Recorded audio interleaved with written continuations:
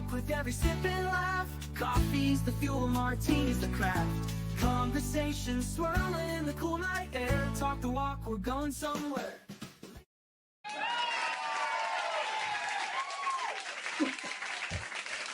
Good morning, Alan.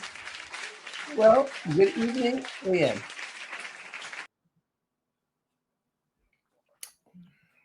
That looks like a strong martini. Yes, I did myself a favor. Okay, well, you deserve it, I think. Hey, I did upload this image of my mug, so thank you to CTY, coffee cup sponsors today. I love the slogan on the backs. It says, "I identify as a martini glass." So yeah, I wonder what they're going to get me. I mean, come on, they should. I don't want a martini glass that says I identify as coffee. So, yeah, well, I mean, the tagline is effectively different. So there's a challenge for you. So shout out to Matt Harris and Lauren Harris and the team there. Thanks for jumping in. Alan, how's your week been? Oh, my week's been great. Thank you. Unfortunately, my trainer came back from his vacation, so I had to work out this morning, and I'll do it again Friday. But other than that, it's Memorial Day here, so it was a 3-day weekend. And because of all the troubles at security and the airports and weather, a record number of Americans use their cars. 40 million or something use their cars, which I love driving, but I don't know how you can do that on holidays because all the amateurs are out, Yeah, right. Yeah, it's a good time to sort of just stay, I guess, at home and enjoy what you've got. What does your training look like? Are you doing strength workouts? Do you do a bit of cardio? Well, yes, we do. We do everything in about 30 minutes. We don't take a break. So it's aerobic and anaerobic at the same time. And I lift and we do some cardio and we do some stretching, which I learned later in life was very, very important. And so we do that combination. And, my instructor who owns the place, my trainer is the owner of the place. He says, okay, now we'll do a shoulder press or something. And I'll say, we are not doing anything. You're going to stand there and count. And how many years did you go to school to figure out different ways to count to 15? I'm just curious, Yeah, it's interesting. Interesting the creative ways I count down from 5 to 1. And when I was with the ballet here, and I was the chair of the ballet, I found they use a count of 8. And I asked our artistic director, who was a prima ballerina and one time, why 8? And she says, I don't know. There's got to be some type of science. I'm sure, Alan, if you were asked that question, you could justify why 8 seconds. Well, yes, I would say that 8 can be divided by 2, 4, and 8, and 1. Consequently, it allows. Well, no, I just made that up. But as you asked the question, Well, and if you say it with confidence, people tend to believe you. Hey, we've got a few people that are joining us from today, so let us know where you're dialing in from. G'day, Neil's joining us from Georgia. Great to have you here, Dr. Neil. Good to see you. Someone coming in from Mount Vernon. Is that Washington? Yeah, 2 hours north of Seattle. I need to get better at my 2-letter state. The other Mount Vernon was George Washington's home in Virginia. Ah, fantastic. Good to know. Yeah. Now, it's interesting. You spoke about that sort of compressed 30-minute workout. It seems like that's also the way that you run your workday, right? Highly effective in a limited period of time. Yeah. Yeah, I actually like that type of training as well. Just like get it done in quick bursts, try and get the biggest effort out of it. Today's topic is around overhead and in particular virtual assistants. Now, Alan, I just want to share, this was prompted because I think on a previous Talk the Walk, you basically said, if you don't have, if you're not earning like $500,000 or even $1 million, you shouldn't have a virtual assistant. And I had so many people, it was a passing comment from you, but so many people reached out about that comment and said, what, Alan runs his business without a virtual assistant? Without anybody. People call me and they write to me, look, who should I talk to on your staff to get this done? I say, you're talking to them. I believe the number is actually 5 million. I think 5 million. Oh, yeah. I mean, it's most virtual assistants. I mean, if I haven't irritated our audience yet, I will do it right now. Most virtual assistants are hired for ego purposes and not hired for better organization, because most of them are a deterioration of your organization. So not only are they expensive, but they gobble up time. I want to give you a very quick, some people know this story, but not a lot. So I'm going to tell it very quickly. When I was fired, my kids were very young, and my wife said, what are you going to do first? I said, I'm going to go out and get an office. And she said, why are you going to do that? I said, because I need an office. She said, no, you don't. You're a consultant. People aren't coming to you. You're going to go to them. I said, look, she said, I'll tell you what, work out of the house. And if you get so much business you can't handle it, then get an office. And so my kids went to private school from kindergarten through undergraduate school. So that's 8, 12, about 13 years. And I paid for their tuition out of cash flow, no college debt.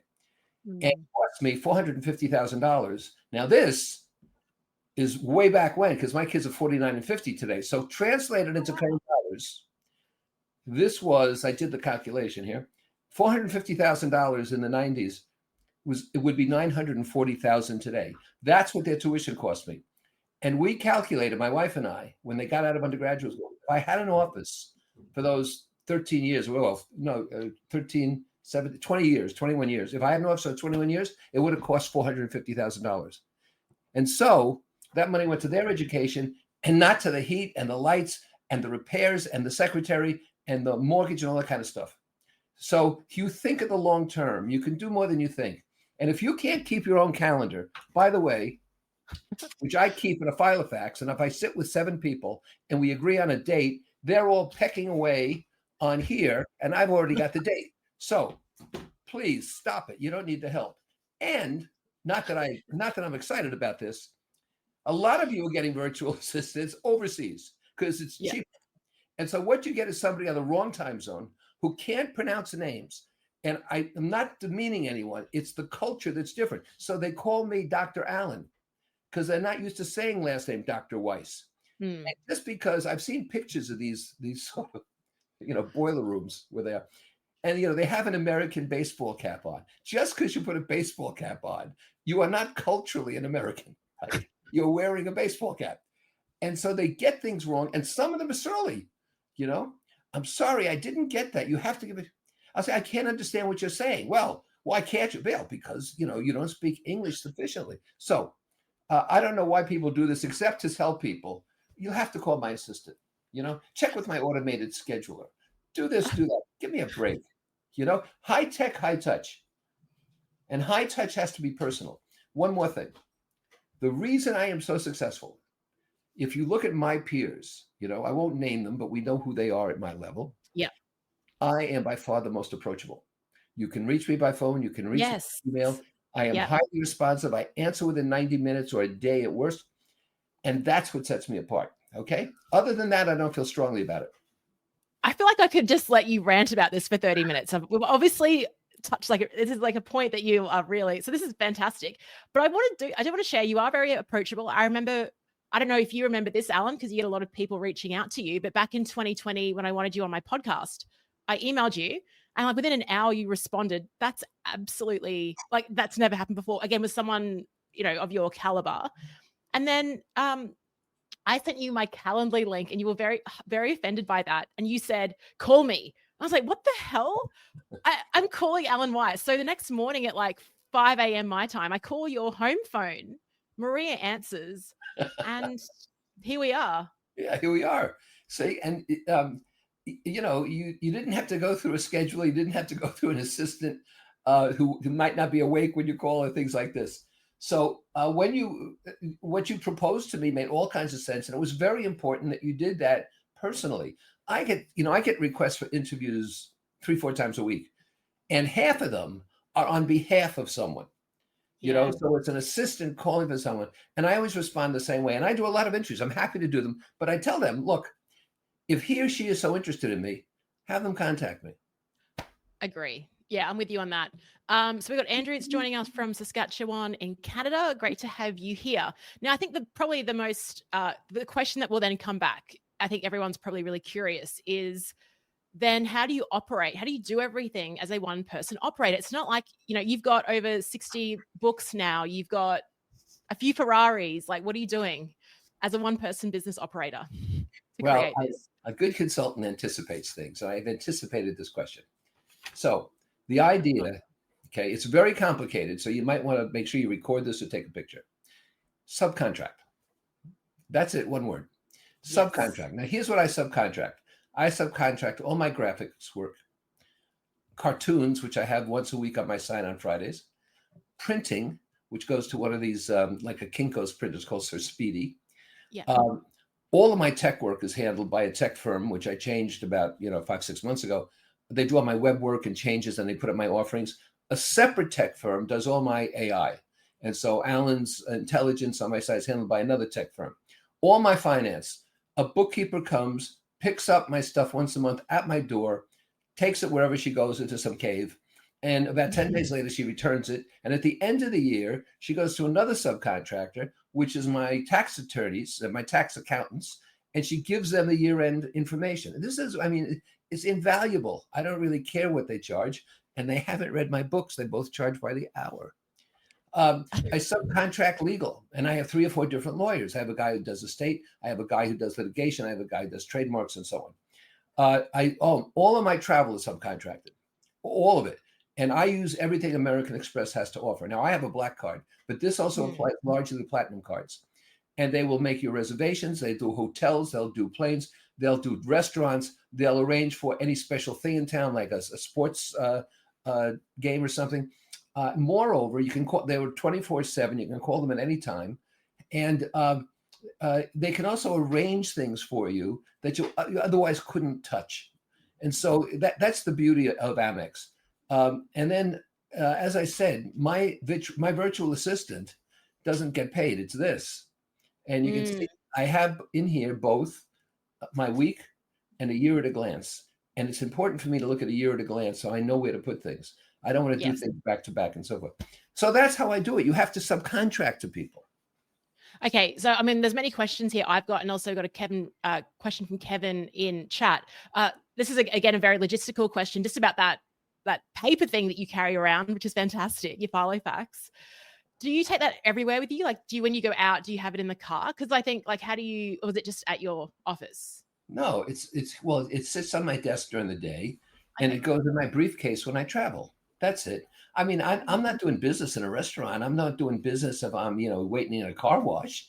And so now I do have this with me so I can check email or I can check my stocks. I mean, I use this as a phone least of all, right? Yes. So I do have this, but I don't have schedules on here. I don't have a calendar on it. No, never. So the Filofax simply travels with me when I'm on a trip. That's it. And, when I'm down at the beach or we're in Nantucket, I go down at 8 a.m. I'm the only one there. I love to be with the gulls and I'll take calls and I'll return them, or I'll look at email and I'll return it on my phone. And when my wife wanders down usually at 10 a.m, and she'll say, "Did you pay for our vacation yet?" Nice. I love that. Okay, so I'm with you about subcontracting. So I don't have a permanent virtual assistant either.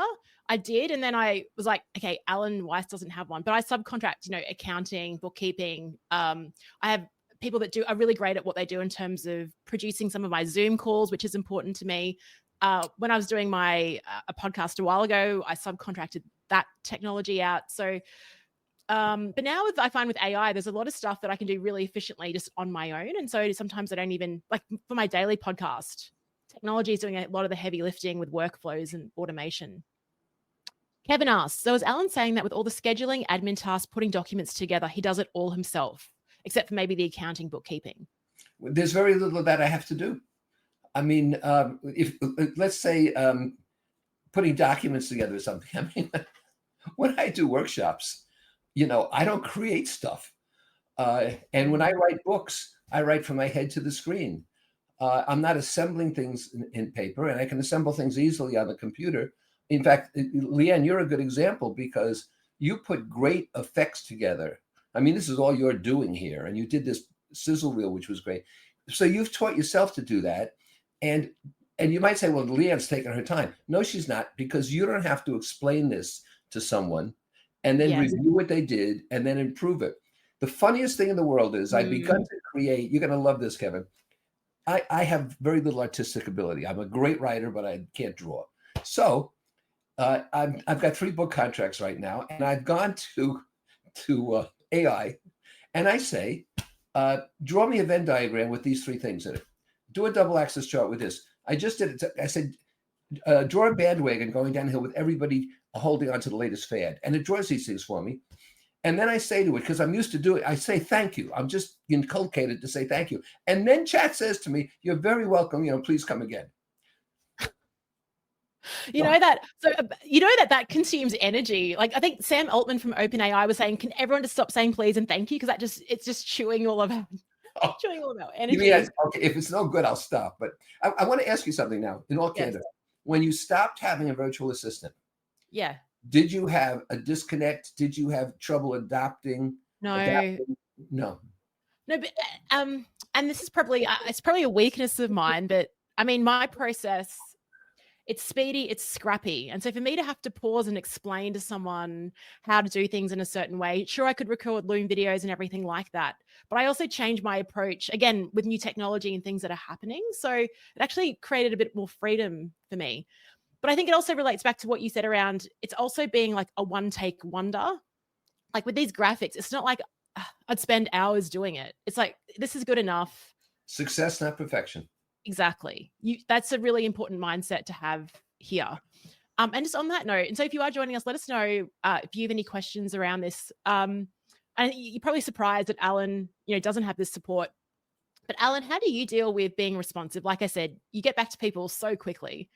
Emails, notifications, you get a ton of inbound. I'll tell you two things. One is I am naturally very, very disciplined and very conscientious. So I hold myself accountable. I am very good at holding myself accountable. Other people need others to hold them accountable. But I believe in the courtesy of getting back to people rapidly. And a lot of people complain about being ghosted. Themselves are ghosting other people. So that's one. The second thing is when I started in this business, there was no internet. There was no email. And you sent hard copy letters. And you had I'm looking around. Of course, I don't have one. You have a, yeah. I don't even know somebody. You had a landline phone, and people still work? Yeah, it does work. It's got 2 lines. People leave pink slips on your desk when you get a call, and so because of that, I was personally very responsive because it was hard to get to people. So I didn't want to miss a call. If somebody said, I'm here this morning, bang, I get back to them right away. So it gave me that kind of discipline. And the final thing I tell you is the thing that you cannot waste with me, the thing that you cannot do with me is waste my time. And so consequently, I'm sure I never waste my own time. I try to be sure of that. Yeah. And so I operate very efficiently because you can take my money because I can always make more money. I can make another dollar, but I cannot make another minute. And I'm 79, but I believe this since I was 29. Yeah, I'm with you on that. So interesting. But first of all, I want to call out, g'day, Matt. Matt's our coffee cup sponsor. So great to have you here, Matt. Hey, Matt, you need to send me something. Yes, Matt. So you got that on video. But I'm what would your typical work day look like? And let's not talk about, we can talk about Alan now, but I'm curious when you were consulting with clients. I don't know if this is true, but one time, like, what's the biggest number of clients you've had at once? Like, at 1 year. How many clients have you had at once? 1 year, I had 36. Okay, so how the heck what does your day or week look like in that scenario? In that scenario? Yeah. Well, I would probably leave on Monday night and come back on Wednesday. And then maybe Thursday night, I would go and come back on Friday. I tried never to travel on weekends. Mm-hmm. And I would gradually move my work. Again, this is pre-internet. I would move my work to phone instead of in person wherever I could. And I would transfer work to the client whenever I could. So I got 80% travel down to 60% travel down to about 30% travel. At one point, Hewlett Packard, which was a client for 10 years, called me early December and said, we desperately need this done. We're not even going to ask you what you're going to charge us. You're the only one who could do it. You know it well, and we have to have it by the 31st. I said, fine, $50,000. And they said, great. Now, when will you be here? Now, they're in Palo Alto. They're 3,000 miles away from me. I said, I'm not coming out there. And they said, what do you mean you're not coming out here? This is a 50. I said, wait a minute. What can you possibly tell me I will learn in addition to what I already know, having worked with you so far for 7 years? And they said, well, good point. I said, fine, you'll have it before the 31st. And okay, so you get into this mindset. Yeah. Let's double click that. you telling the client, this is how I'm going to work. And that's a very famous line. That's a very famous Alanism. But also this part around transferring work back to the client. I'm curious if other consultants on this call are thinking, but yeah, the value is in me doing the work. So talk more about that transferring the work and maybe why it's of benefit to the client to do that. I'm going to tell you the evolution here. The evolution is from you doing things and fixing things and showing the client what you've done and being there and shaking hands. This goes through more of a coaching and then an advisory relationship. Yeah. So now you're giving advice. You don't have to be there. You can be there if you both feel you should. But then it goes to a point where not a lot of people understand this till they're really in the business a long time. There's no reason to delay it. You don't have to have answers. What you need are questions. And if you know how to ask the right questions, the client will eventually say, oh my God, I just figured out what to do. Thank you so much. So, I want to get to a point, Leanne, where I can charge $100,000 and just sit in the room with the client and let the client talk. And the client says, oh my God, I just figured it out. I'll say thank you and I leave. We all want that. I'm closer than most. I think you already do it I think you're there. I think you're definitely there. And so keep flying that flag. It's very inspiring for all of us that, that just holding that space for someone and letting them figure it out is actually incredibly powerful. Matt shares, I used to have a VA, found that I spent more time correcting or teaching, even with process for everything the business needed and how my life ran. Found it was easy to make my own decisions on how I spent time. Yeah, I'm definitely finding that as well. Now, Alan, you spoke about what you outsource. I've got just a thought here. What's a smarter move? What's a smarter first move than hiring? A lot of us think about business like, oh, I've got to hire out, get someone to organize my calendar and sort my emails. For me personally, I think the better first hire is getting someone that's going to clean my house. Like that is a way better hire. Right. Yeah. Leanne, at one point, it was about 15 or 20 years ago, there was a big article in Fortune magazine about 12 women who had risen to the highest levels and, what it meant and how hard they had to struggle and so forth. So I began asking women executives who were my clients, what's the one thing that you miss that would make you even more effective? I asked 10 of them. All 10 said the same thing. Yeah. A wife. Yes, yes. So I think anything domestically you have to do, any of us have to do, to free up our time, we should do. The difference is, if you have somebody cleaning your house, they're not going to ask you how to clean it. They know how to clean it. I know. You have a virtual assistant, and this is what this gentleman just really alluded to. Yeah. You've got failure work you have to deal with. Matt, you've got a problem with their families when they're sick, when they can't come in. You've got a problem with it not understanding something. So not only do you do your own failure work when you make a mistake, you're doing your VA's failure work. It makes no sense. No, it makes no sense. But what's funny about even having a cleaner is that then I want to clean before the cleaner even arrives. So that's kind of failure work. Oh my God, that's what my wife does. That I know when the cleaners are coming. That we hear this morning because my wife cleans, and when in a sense that you can't talk her out of it. So,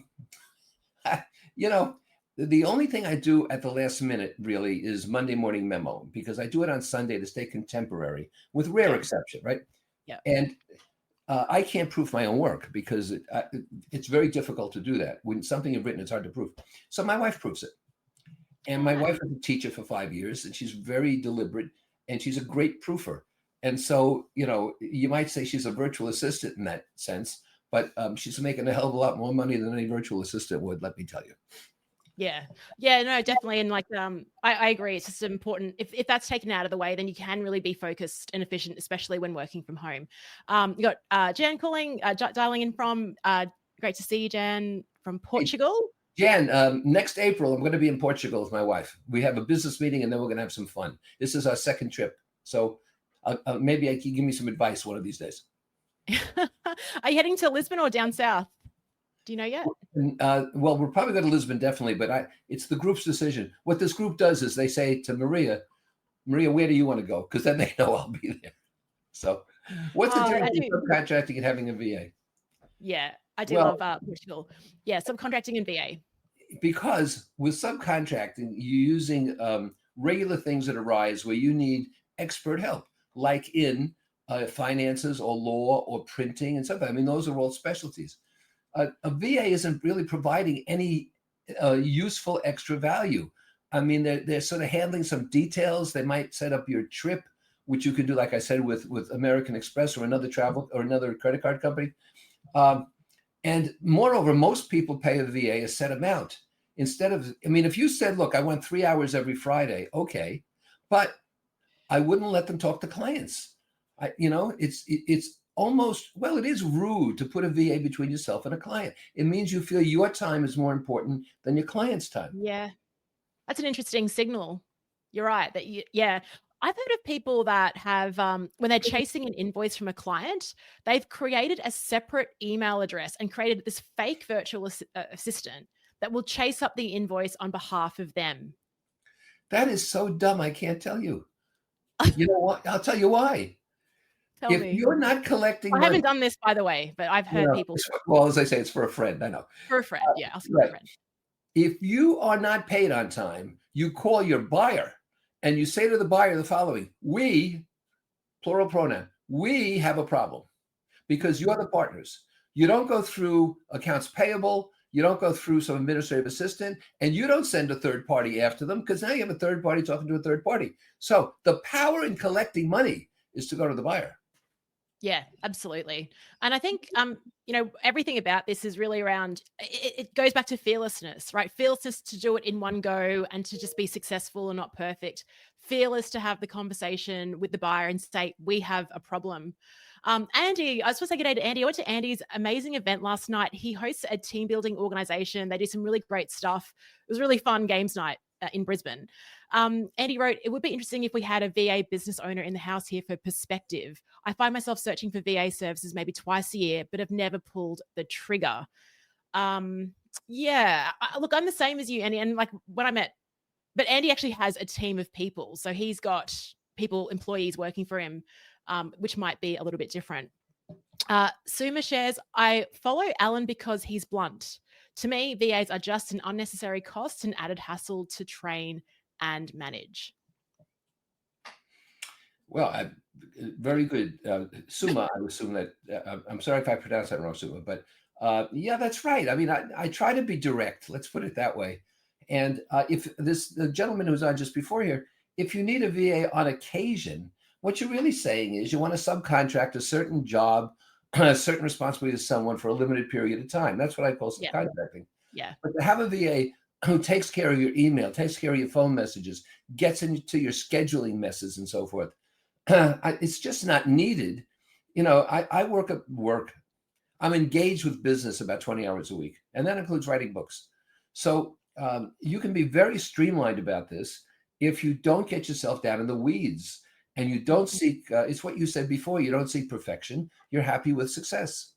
Yeah. And hey, just quickly, when you respond to emails, do you do that throughout the day when you get emails, or do you be like, all right, 8 o'clock in the morning, I'll respond to emails and then I'll check it again at 11 a.m.? How do you structure that? If I'm on vacation, I do what you said. I do it in the morning and the evening. However, when I'm here, I check emails, every hour or so because they bring me good news. They tell me somebody's purchased something. They tell me somebody wants to interview me. I mean, I find it to be fun.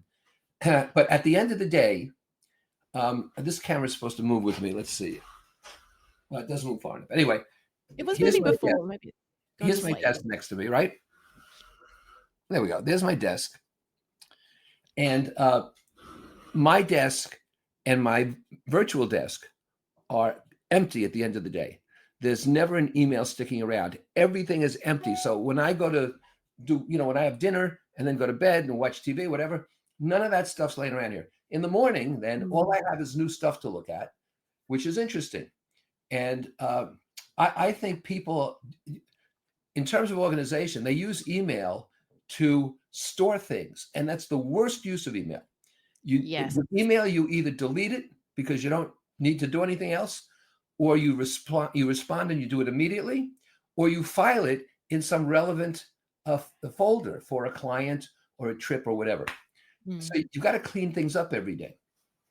That's really good. I really find that useful. I was going to ask you what's one habit or system, but it seems like you've answered that with, like, at the end of the day, just like clear the decks so you start new. And I think it's also your relationship to email. Like you said, I like checking my email. I find I have an inbox of opportunity. I just love seeing what's popping in. And so that can be a little bit addictive. One tip, if you haven't got Alan's system on board, you don't clear the decks.